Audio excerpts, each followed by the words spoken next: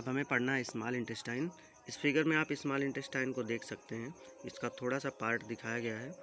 ये काफ़ी लंबी होती है, लगभग 21 फीट के आसपास इसकी लंबाई होती है और इसमें 3 पोर्शन बनाए जाते हैं बड़े क्लास में चलकर।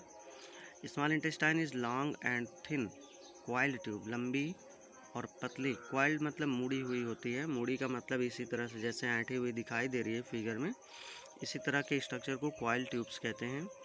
इट्स इनसाइड वाल प्रोड्यूस ए जूस, इसके अंदर की वाल से एक जूस प्रोड्यूस होता है। उस जूस को सक्कस इंटेरिकस कहते हैं, दैट या इंटेस्टाइनल जूस भी कहते हैं। दैट मिक्स द फूड, यह फूड को मिक्स करता रहता है। And break down it even further, और उसे आगे भी ब्रेक डाउन यानी कि डाइजेशन करता रहता है उसका।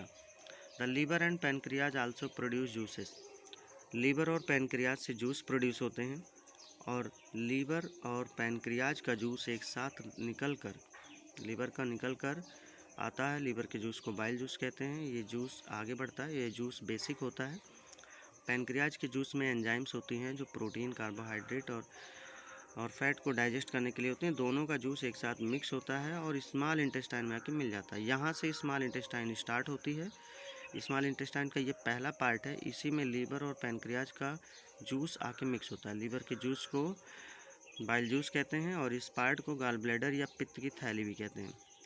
यहाँ से ये जूस आकर स्मॉल इंटेस्टाइन में पहुँचता है और फिर फूड का बहुत अच्छे से डाइजेशन होता है। तो the liver and pancreas also produce juices and release them into small intestine.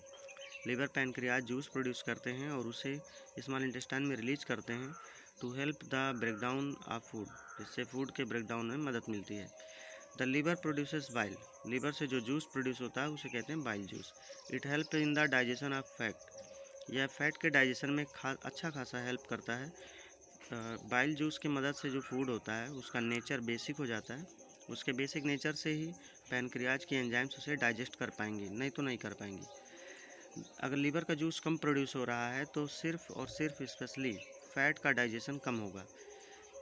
The juice secreted by the liver is stored in gall bladder, liver से जो जूस प्रोड्यूस होता है वो गॉल ब्लैडर में कुछ देर के लिए स्टोर होता है और फिर वहाँ से तब आगे बढ़ता है। The process of digestion is completed here, small intestine में डाइजेशन का प्रोसेस कंप्लीट हो जाता है, मतलब पूरा डाइजेशन स्मॉल इंटेस्टाइन में ही आके ख़त्म हो जाता है।